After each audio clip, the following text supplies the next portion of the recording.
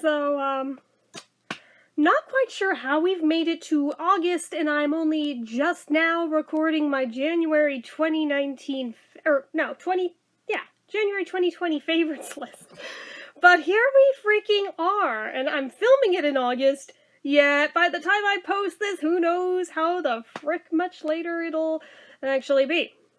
So, I figured, may as well get a move on with it. It's gotten to the point where I ran out of icon space on my desktop to do these lists. So there's randomly, I think June and July missing. So I need to, do one of these and clear up, a space so I can do some more. But, anywho, gonna film it late, better late than never, I suppose, because I still have the document here. Don't really have hardly anything for the actual products to show on hand. Actually, I think I have one more of them that yeah, I do, okay.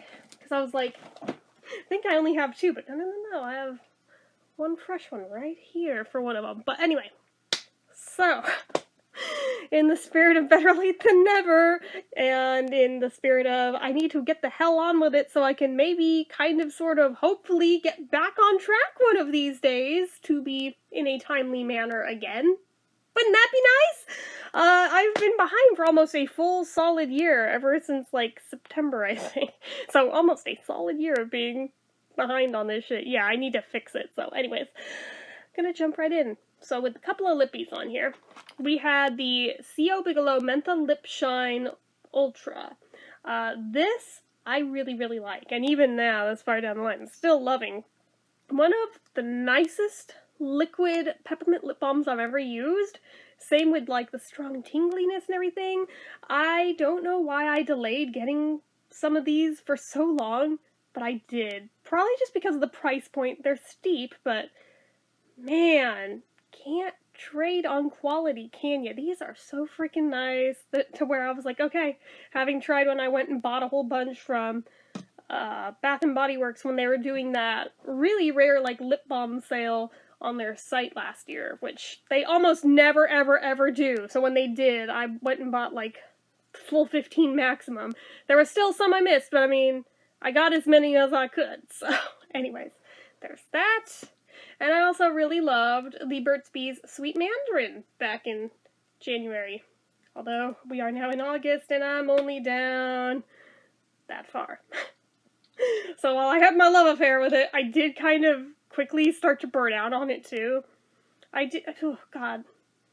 I swear there's something weird with it that smells kind of funky, and I don't know what it is, but it's kind of put me off of wanting to use it. It didn't spoil, it's not old, it just came out last year. I only opened it, in January, so I'm like, really? Really though, why does it smell like feet? It just, oh god, rolling it up even doesn't seem to help, and there's no weird bumpies on the sides or any weird crap like that. It just, it's almost vomity, and I'm really not feeling it on it nowadays. But back in January I was loving it when it was fresh and new, but now I'm kind of like, oh, ew. I still want to try to force myself to use it up, but I don't think I'm going to be repurchasing it, but just saying, that's the one perk of being so far behind on these lists, is that while it did make the favorites list technically back in January, I also have some foresight now that's kind of funky. So there's those. There's also the Pixie Skin Treats, or Pixie by Petra Skin Treats Glow Mist. I have a brand new one right here. I still have the end of the other bottle in my bathroom, but I do have a brand new one right here. Handy, just I happened to get it from Ipsy recently in one of the bonus packs, the Deal the Day packages. I totally forgot I had a second one of these, so I'm like, hey! But yeah, as soon as I started really getting into using this stuff, I fell in love with it hard, and I have loved it ever since. I've also loved the rose one. I haven't tried the milky one. I have it, but I haven't tried it yet, the milky mist, mostly because I want to try to use up the last of the other glow mist first before starting in on the milky one. Just to not have too many of them open at the same time, because I mean, this stuff will hold. The milky one I'm not so sure about, so I'm like, well, Just so it doesn't potentially go bad in the meantime, I'll start using that before I open this guy. But yeah, so there's that. Then into the stuff that I don't have physical items for, which is the entire rest of the list. Watermelon Sour Patch Kids. I did not know they made packages of just the watermelon flavor, but apparently they make packages of just the watermelon flavor. And I found some, and I enjoyed them thoroughly around the start of the year. Unfortunately, the one downside with them, and this is true of most sour candies, is that they do tend to, like, rip up your tongue if you eat too many at once. This definitely happened, like, right before my birthday. And, yeah, I definitely had that thing where it not only felt raw, but there was diminished taste because of it, so I was like, oh, I didn't even get, like, the full effect of my birthday cake. Womp womp. But I still really do love Watermelon Sour Patch Kids. I'm not gonna lie, they're freaking good. Also, I went through this weird, short-lived phase of Nachos Lunchables, where I just don't know why. Got a wild hair up my butt and decided I'm gonna buy some Nachos Lunchables for the first time in I don't know how many years. I really enjoyed it, and went back and bought like 5 more. I really enjoyed them, and then decided, you know what? It'd be more cost-effective if I just bought a big old jar of queso dip and a bag of chips. So then I did that. Went through about 3 jars of that. Not all in January, mind you. This was till I, like, burned myself out on nachos again. But, no, this was not all in January. Just started in January. But I had, like, this weird, short-lived fling with nachos. But it started with the Nacho Lunchables. So, yeah, I don't know what that was about. It did quiet down and chill out. I mean, I still like them, but I am not, like, actively buying them every time I go to the store now, like I was for, like, a month or 2 in there, so. I mean, if left to my own devices, even a jar of queso dip, I can go through that sucker in probably a few sittings, if allowed to, which is really bad, and I know I shouldn't, but I'm just saying that if left unchecked, I definitely am known to, like, go through, like, a third of the jar at a time, because I'm a fucking pig. God, nacho cheese is so freaking good! Okay. I don't want to, like, rekindle that and end up sparking myself into buying some more this week when I go to the store, so let's, change the topic off of the nacho cheese before I start craving it. So, I guess to try to, like, counteract the whole Nacho Lunchables thing, and kind of going along the theme with, well, Lunchables are for little kids, it kind of went along with that. I also, weirdly, one day was, like, craving apple slices dipped in peanut butter. I don't know why. I don't know what sparked it. I'm not sure if I'd had apple slices dipped in peanut butter since I was in elementary school prior to this. But holy shitballs, they tasted like the most glorious thing on the planet when I tried them again. It had been so long since I had them, I forgot how good that combo is. And then this sparked off its own thing that went on for quite a while in there till I burnt out on that. I was like, okay, I'm good. That probably went on through, like, March before I hit burnout, but, yeah, that. So, and I think that one was more just because that's when COVID hit and I stopped going to the store every week and started spacing it out further to when I, like, actually ran out of stuff. Yeah. So, anyways, so that was it for the food stuff. Now into the media stuff. The movie A Beautiful Day in the Neighborhood, that Tom Hanks movie where he plays Mr. Rogers. Oh my god, that movie is so good, and I can't remember if I did a proper review on it yet or not. If I didn't, I definitely need to go through and actually review it, because it's that good and deserves one. Also, the miniseries The Act, it's on Hulu. It's based on a true story.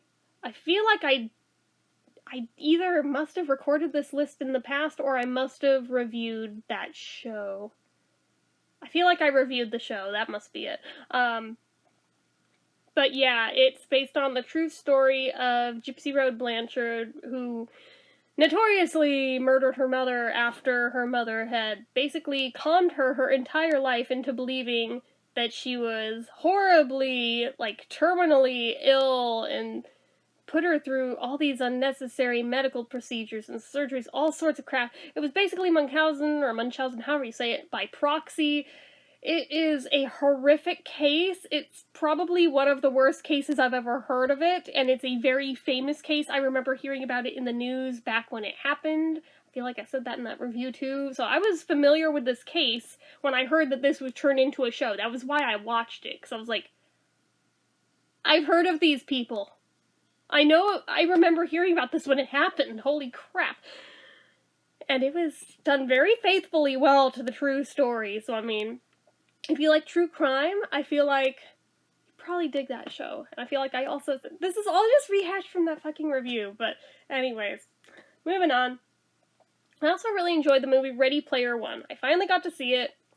It's one of those books that I kept meaning to read for frickin' forever, and then they made a movie of it, and it took me forever to even get around to seeing the movie. I still haven't read the book yet, still want to, but oh my gosh, as an 80s baby, there's so much nostalgia packed into that one movie that I was like, oh, I love it so hard. Every effing thing about this movie is so cool. Oh my god, I'm like nerdgasming out here. If you're into 80s nostalgia, or video games, or just pop culture in general, I think you get a kick out of that movie. And then finally, last thing on the list of January faves was BoJack Horseman Season 6 Part 2. Oh my heart. Oh my heart. I am not over the fact, this many months later, that BoJack is over. My favorite of the Netflix originals, and it's over. Probably my favorite thing Will Arnett has ever done is over. Yes, I am not really crying, but I feel like I could. I'm still upset. I have probably rewatched the entire series 2 or 3 times since the show ended in January, because I'm a pathetic person like that, but goddamn, I loved that show so much. It resonated on, like, a spiritual level. I've never seen another series like it, cartoon or live action, and that is saying something. And we'll probably never see the likes of it again. I can only hope and pray that maybe they'll reconsider and, like, do a reboot of it later on down the road, do another season, I don't know, but anyway. But yeah, this was the very, very, very insanely belated January 2020 favorites list. So, if you like this video, go ahead and give it a like.